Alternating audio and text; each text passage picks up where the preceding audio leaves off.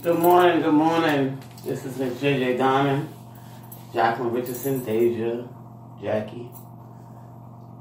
It's Friday,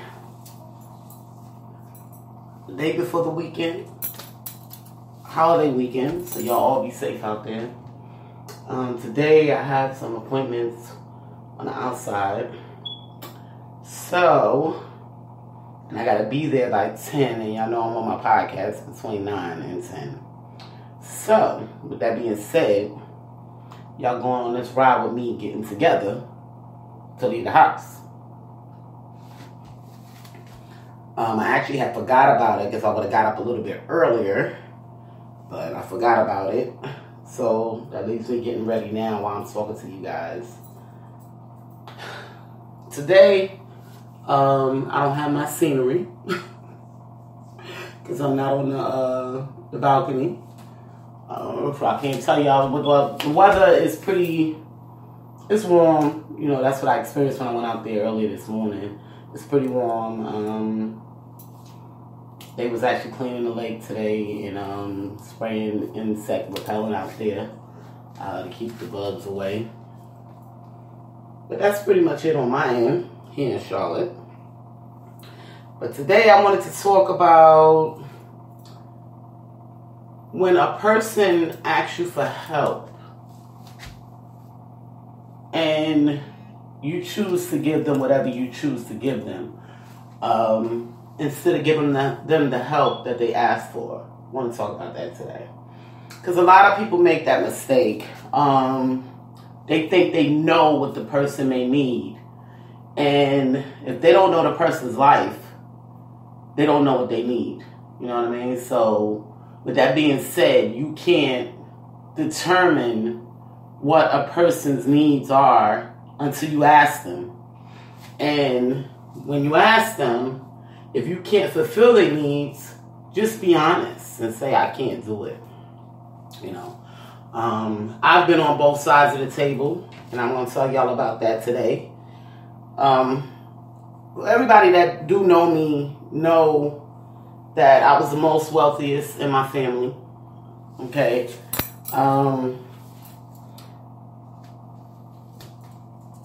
Before a lot of my family members passed away, it was my aunt and my grandmother. Okay. They were the ones that carried the family. You know, when the family got broke, family needed something, they were the ones the go-to. Okay, they call them the go-to. Okay. And before my mother passed, I was still the go-to, you know. Before my mother passed, you know, I used to live in Buffalo, New York. And, you know, a lot of people knew me because I had a very, very big crew. Very, very big out there in Buffalo, you know. And I pretty much took care of all of them. Any means necessary. You know, because a lot of them suffered because they didn't have parents or just people there to support them, you know. So I took care of pretty much all of them. Once I pulled away from everybody because I said it's time for me to start loving me, there was still people that needed me, you know what I mean, financially. And some of them people were in my immediate family, you know. When before my mom passed away, my dad and her got a divorce, which left her with excessive amount of bills, you know. And, you know, because when you build a marriage, you build that marriage based on both incomes. And this is why I spoke to y'all about marriages, I believe, either last week or this week. Might have been last week. I spoke to y'all about marriages. Building your financial. Don't build your financial together. Because you never know what's going to happen. A person can be the sweetest person today, and then tomorrow they want a divorce. And then you're stuck. broke with nothing after this person leaves you and go on into the next relationship. So my mom, she was stressing, and as a daughter that loves her mother, she helped her, and the same for the rest of my family. If they need something, I give it to them. If they ask for something, if I'm able to supply it, I give it to them. But I was never one to say, well, you know what? You going through this, I don't think you need this. You need this. I give them what they ask for. Okay? If I can. If it's feasible. Okay? Now, I'm going to tell y'all a story that happened to me. Now, being that my family wasn't that wealthy because all the go-tos were gone. They're dead. So, I can't go to the grave and say, hey, help me out here because these people have stripped me of everything I got. And now I need some help because they did. So I can't do that. So I went to some of my, I called them close friends and said, hey, I need some help. And they proceeded to tell me what I needed. I needed to get rid of my kids. I needed to get rid of this. I need to do this. I need to do that. And I wound up losing my home. Okay. By them telling me, not by them telling me what I needed, but them not paying attention to what I needed was to help me keep going. Okay? Because they felt like everybody was living off of me. Now, every family is brought up differently. My family,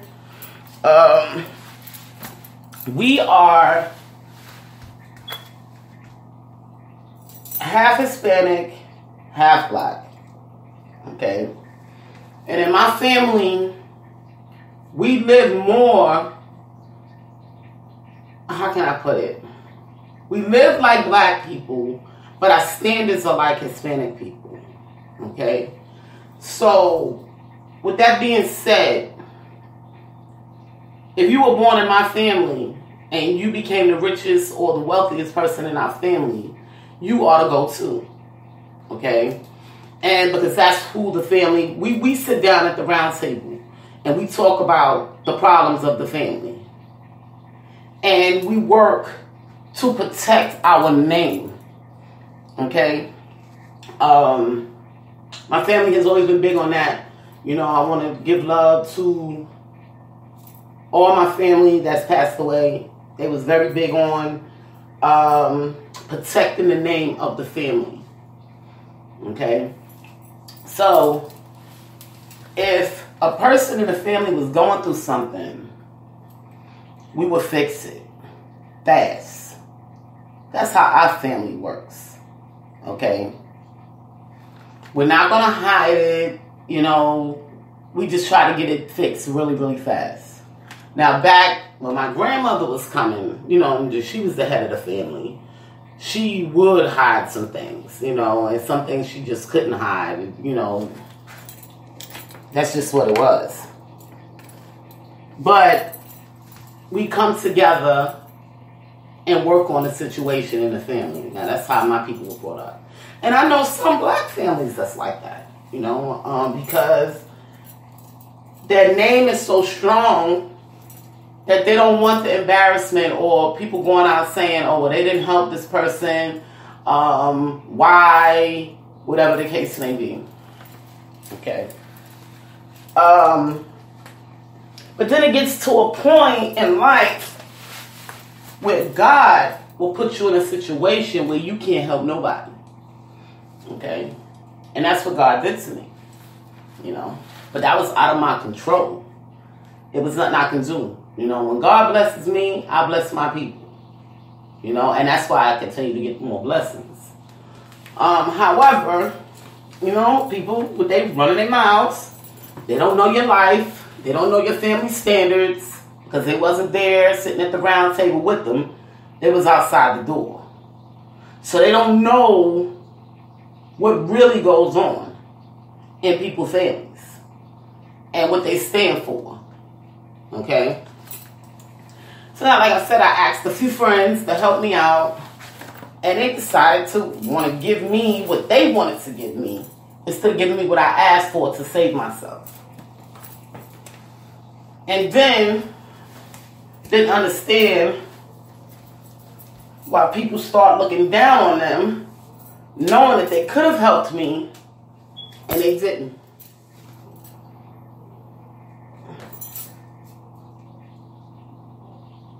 Now, the reason why I say give a person what they ask for, I'm like, my mom, let me use her for instance, God bless her.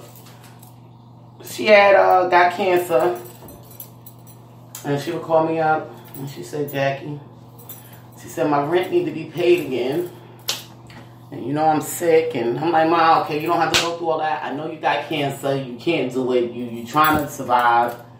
I got you. It's going to hurt me, but I got you. I did that for a whole year. I had to pay my rent in Maryland and pay her rent in New York.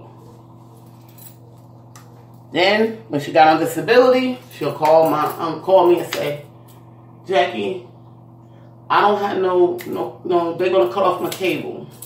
I can't be in here without TV. And I'm like, okay, Mom, I got you. Okay. Now, people say to me, well, Jackie, how did you get broke? You was making so much money. Well, when you're taking care of a family of 8 on one income, it's going to happen. You're not going to always have the money. So that led me to saying, okay, well, let me ask people that have families, that I think have families like mine, and see if they'll help me. But they didn't have the same standards, you know. So I had to learn that not everybody grew up the same way. That was my learning process through the duration of me losing my home. That was my learning there. And not everybody's going to give you or be there for you the way you will be there for them because of your standards. Okay? So my son, you know, he said to me, well, Mom, you know, well, that's the past now. So let's just try to make the money and get things back to normal. And I said, okay. And it's my young child speaking here. And I say, makes sense. Let's do it. So we decided to come into the music industry. And the friends that I had in the music industry, and I asked them to help me. But they didn't give me what I asked them to do. They call themselves making things easier for me, but they made it harder for me. Because I don't come from the same standards they come from. So they don't understand me or my life. Okay? I'm just using myself. And it's just like if a person comes to you and say, I'm hungry. Can you help me get something to eat? The first thing on your mind, if you're in your house and you've cooked, is give them a plate of food. Or if you have a few dollars, is give them a few dollars. But you don't sit them down on the couch and say, hold on, I'll feed you in a minute. You don't do that. Because they said they was hungry an hour ago. So now they're falling apart. They're getting weak. They can't think. Their body is tired. But they told you an hour ago they were hungry. Okay? So where I'm going with this, people, is if somebody comes to you and you know that you have it to help them, whether you know, it's the same thing when you go outside and you see the derelicts or the bums or whoever they are out there asking you for money. And they can be using it for drugs, or they can really be using it for what they say they're going to use it for. But do you judge that? No, you just give it to them. Then you have some of these people out here that do just that, or they're going to just go use drugs and with it. But in actuality, they may not be. So if you are able to give when a person is asking you, don't worry about what they're going to use it for. Just know that you did your part. That you was that go-to. And God allowed you to be able to give that person what they asked for. Now, you watch them and you say, okay, well, I see they did this, I see they did that. Okay. So they did good by it. So I know that that person is true to what they say. But when you decide that you want to judge a person not even knowing them based on what they ask for, that becomes your bad energy because you created it. Now, y'all follow me with this. The reason why it becomes your bad energy, okay, now this video is going around on, I forget the guy's name. It's a white guy. He makes videos about things that people do and why negativity comes back to them and they don't understand why. If I come to you and I'm your friend and you're my friend and I tell you all of my go-tos are dead. There was 7 of my family members that I was able to go to and they're all dead. Dead, gone. I don't have no help and I'm asking you for your help. This is what I need to save my home. And you look at me like I'm crazy and say, oh, you're just going to use it on drugs. But you don't know me from Adam. I ain't never used drugs. The most I've done in my life was smoke marijuana. Okay? And that was when I was a kid. It was a phase. Let that go and became the career businesswoman that I am today. And you say to me, I'm not giving you anything because I don't know what you're going to do with my money. Once you give it to me, it's no longer your money, but you've done your part. So now when all of this negativity comes back to you and you're wondering why, it's because you created all that negative energy in your brain because you're insecure about things that you might have done to people or lied to people about help that you needed and you really didn't. So now you're creating a bad energy, bad aura for yourself. And then years down the line, things going to start happening to you. And you're going to wonder why. Why is these things happening to me? Because of that one thing that you did when a person was sincere and you created that bad energy or bad aura. It was easier to just say, I don't have it, I can't do it right now. But to pass judgment upon a person because they're in need, God doesn't like it. Because you was that go-to that God sent you to. Created for them to come to. And you decided to create that bad energy. So, this is why, it's like the other day, let me use this. I'm at the store, and I really don't ever rarely keep change on me. Okay, I always use my bank card. That's just who I've been for the last 20 years. You know what I mean? I don't do no cash. Okay? Even when you go to the casinos, they don't even have cash. You get a thingy, to put the money. They give you what is it called? A voucher, and then you go get your cash. And in some casinos, I believe, which one was I in? Where they was asking, do you want to deposit it on your card? I can't remember which casino, but that was the first time I had heard that. But cash is they're trying to eliminate cash. So I very rarely keep cash or change. But if I do, and someone asks me for it, most of the time I give it to them. This particular man, he came to me. I was coming out the supermarket. And he said, ma'am, he said, I'm trying to get something to eat. He says, it's the end of the month. I'm trying to get something to eat, and I'm trying to get my medicine. Now, it could have been a whole lie. But it also could have been the truth. Because some of these people, they on SSI, or, when you on SSI, they don't give them but so many food stamps. So how do they really survive?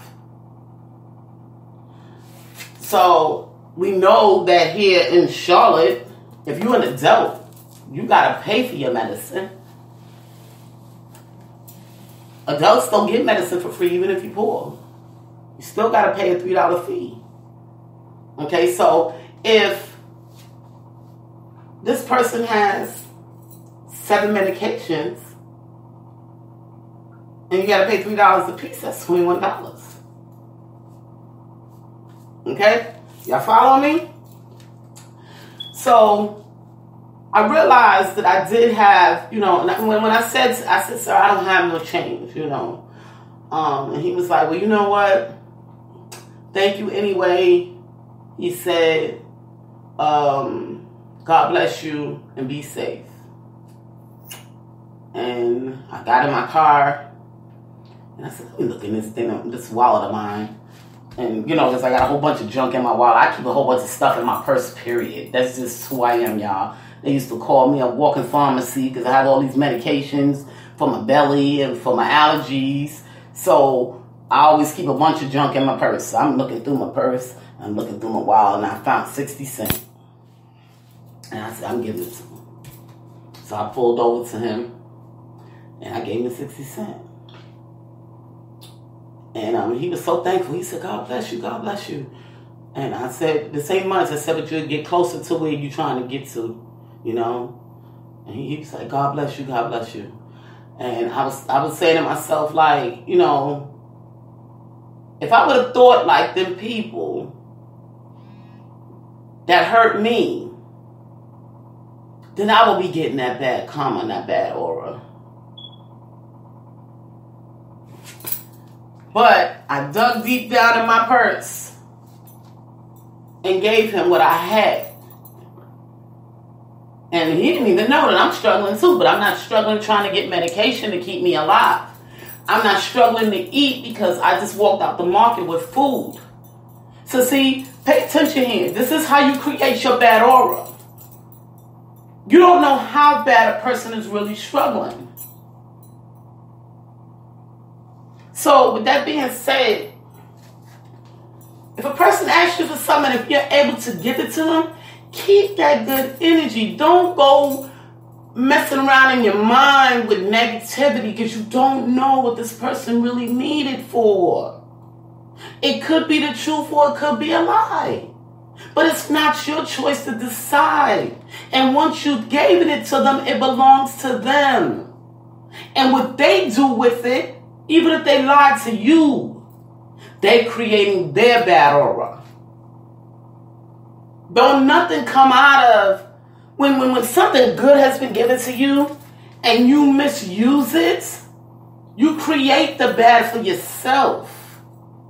So, people used to say, oh, you always give people this and give people that. You don't even know what they're using it for because I don't care. I did my part. Once I released it, my part was done. I don't care. If a person say to me, I need $100 and I got it, I'm going to give it to them. If I can afford to give it to them. And if I can't, I'll say, well, I ain't got 100, but I got 20. That'll get you closer to where you're trying to go or get. I'm going to give it to them. And I'm not going to worry about what they're going to do with it. Because that's not your place. God put you in place to give them what they needed. Now, it's their choice to mess that up. Y'all follow me? See, you will understand if you're a God-loving person. But if you're not, you won't understand. And for those that's not, you need to get into the Bible. You need to read the Bible and stop living for the devil. Because that's why you think negative all the time. That's the devil's work. Any person that always think negative about things it's the devil's work. Because if you was working for God, that negative you're going to turn into a positive. Always. Because that's just how his book was set up. His aura is set up that way. So when we're learning from his aura, you become the same way. You're going to turn a negative into a positive. That's just the way it works. It's been like that ever since I've been living. And it hasn't changed. Like I tell people all the time, God is so amazing. Because he can turn something from... You just look at a situation and be like, ain't no way in the world this is going to change. And you can go to sleep and wake up the next day and overnight it's changed. God could be working on something while you sleep and you don't even know about it. And then when you wake up and you like, wow, I've been worried all this time about this situation. And God was working on that for me and I didn't even know it. That's the way God works. But when you people decide y'all want to do the devil's work and call yourself stepping in because y'all been burned by other people, that's different when a person say, they give you this long drawn out thing and go, well, you know what? I need this. And if you give me this, and people tell me like I'm too honest, because I was telling a couple of investors, well, this is what I'm going to do with the money. If you give me the money, this is what I'm going to do. They tell me I shouldn't have been honest. Why not? What's wrong with being honest? So now this is what we do today. We lie about the things that we do. So that's the devil's work. I'm not going to lie to you about what I'm going to do so you can give me something. If that's the case, then I don't want it. Because it's the devil's work. I got to start this out with the devil's work, meaning lying to you, in order for you to help me, instead of me being honest. I don't want it anyway. Okay?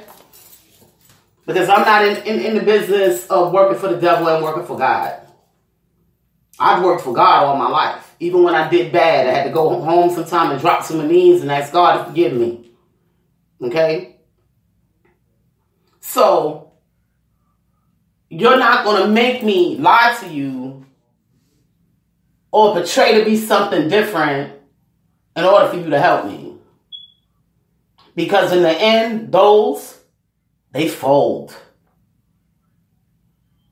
It may look good, it may look pretty now, but they fold. And those will be the same ones that come to you and say they need your help.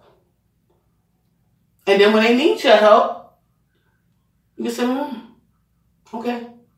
But when I needed yours, were you there? You don't have to say that to them. You just tell them, I can't help you at this time. Because they're devilish. They're devil people.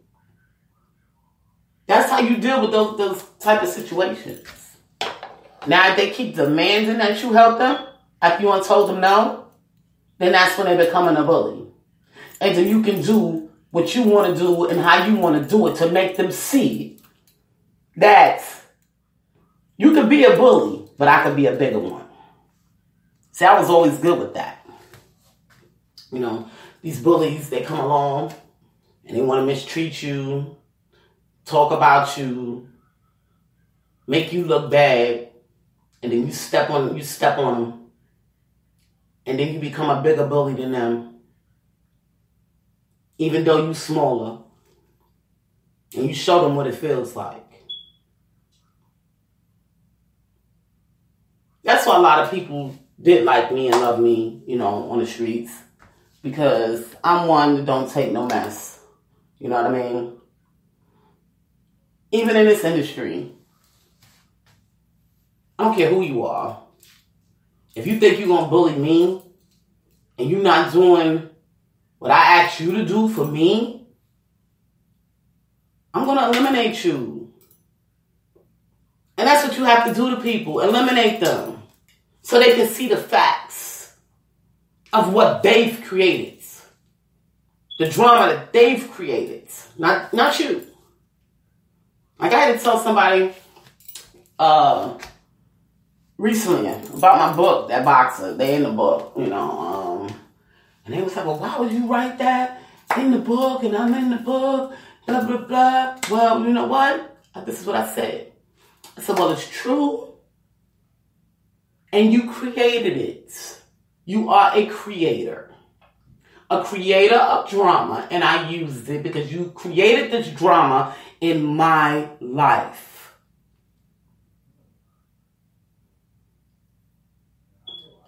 I'm giving you what you wanted. You wanted drama.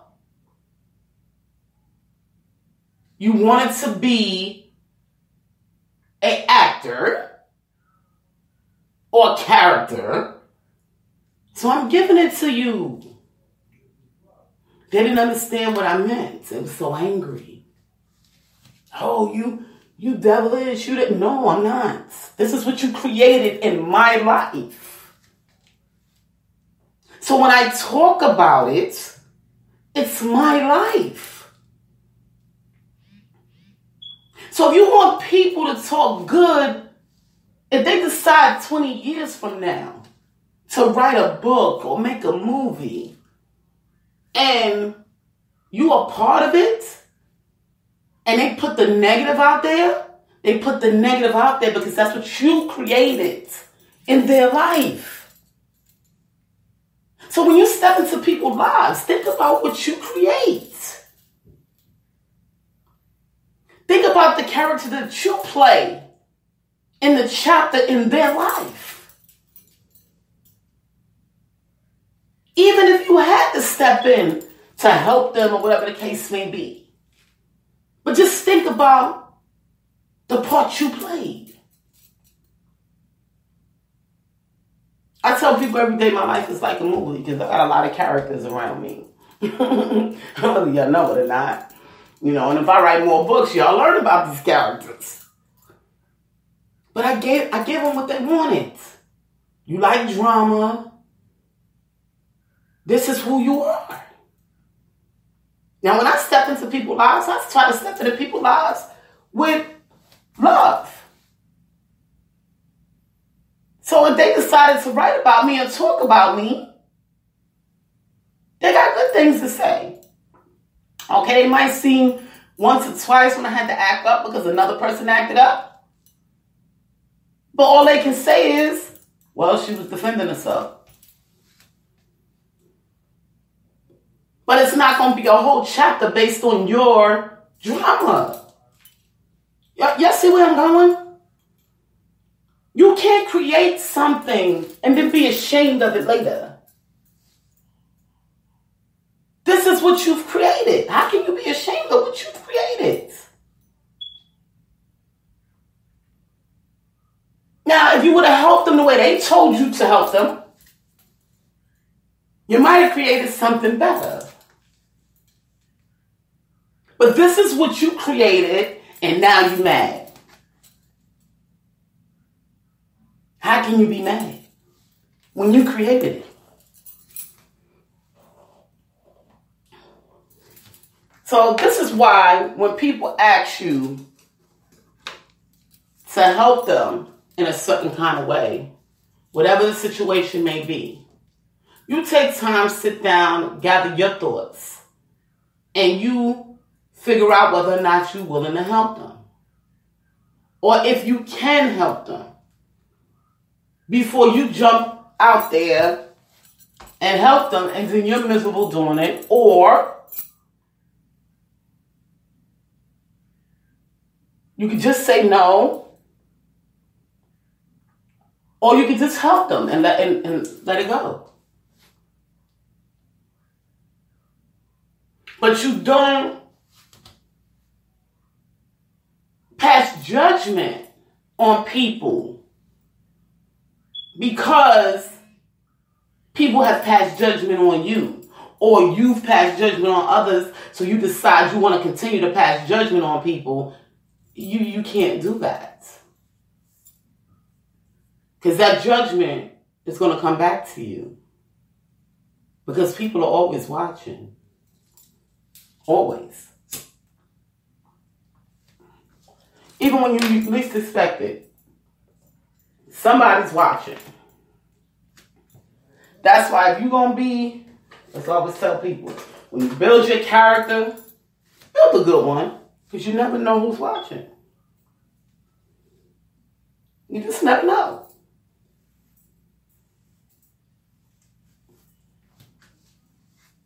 So, with that being said, just pay attention, people. And this is for my youth and even some adults, because I have to teach some adults as well. Because some of them has never been in a position to help people, or some has never been in a position to get help or ask for help. But there comes a time for everything. And you never know when you might be in that position where you need help.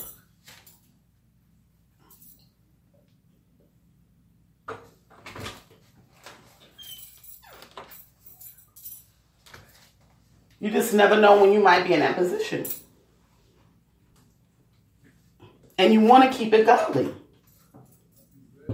Yes, people, none of us are perfect. However, we do our dirt sometimes. We do our bad. We have our temptations.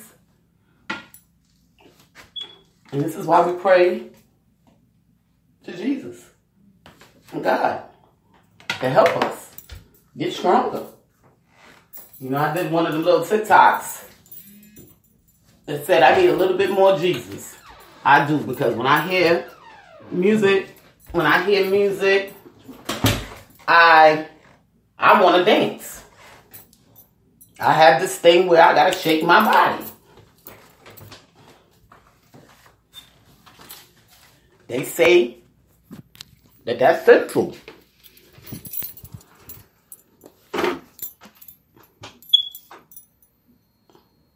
They say that's sinful. But I can't help it. I like music. I like to shake my body. So I still need a little bit more Jesus. I ain't there yet, y'all. But at least I'm honest. But all the other work that Jesus asked me to do, or God asked me to do, I get right to it. But that's why we're not perfect. Because we have some temptations that we can't let go. But that don't mean stop working for God.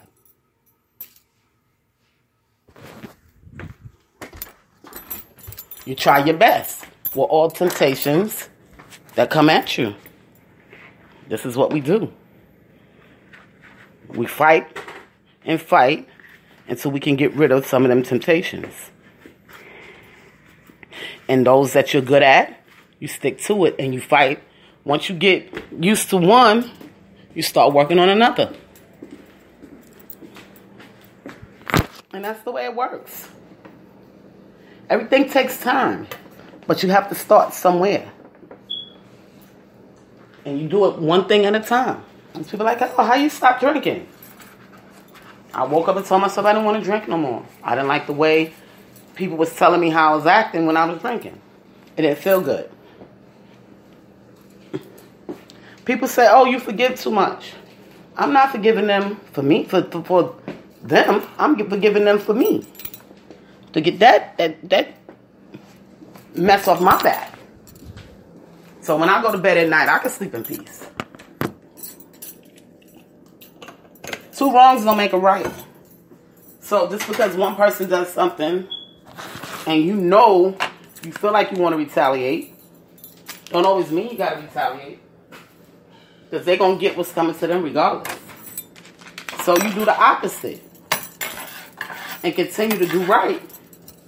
so your blessings can continue to come in, so you won't block your blessings. That's the way it works, people. And I stated again, we're not perfect. But if you know the knowledge, you apply the knowledge, you'll see the difference and you'll see how happier you can be.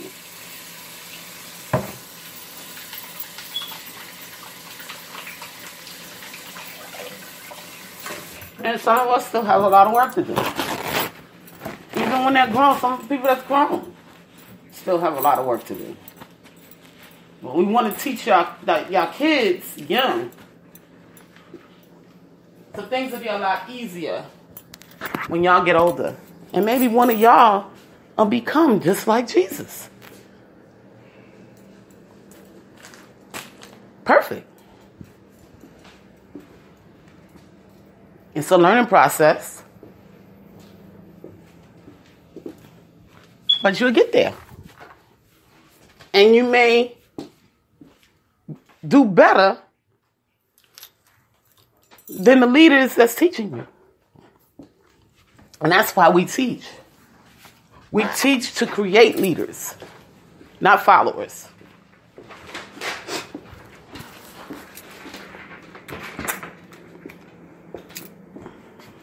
Well, this is Jacqueline Richardson. Y'all know I have an appointment, so I got to get out of here. I'm going to cut this 3 minutes short, y'all. This is Jacqueline Richardson, Miss JJ Diamond, Deja, Jackie. I love you all, and I'll talk to y'all Monday morning. Y'all have a safe and I'm going to still do my podcast on Labor Day. I'll talk to y'all. Y'all be safe. Don't be getting too drunk and high, and don't be on the yachts and the boats and falling off and all that. I don't want to hear no accidents this weekend. I'm covering everybody in the blood of Jesus. I ask Jehovah right now to cover all my listeners, my family, and friends in the blood of Jesus this weekend, Jehovah, and make sure that they be safe. I ask in your son Jesus Christ's name, amen. Y'all have a safe and wonderful weekend.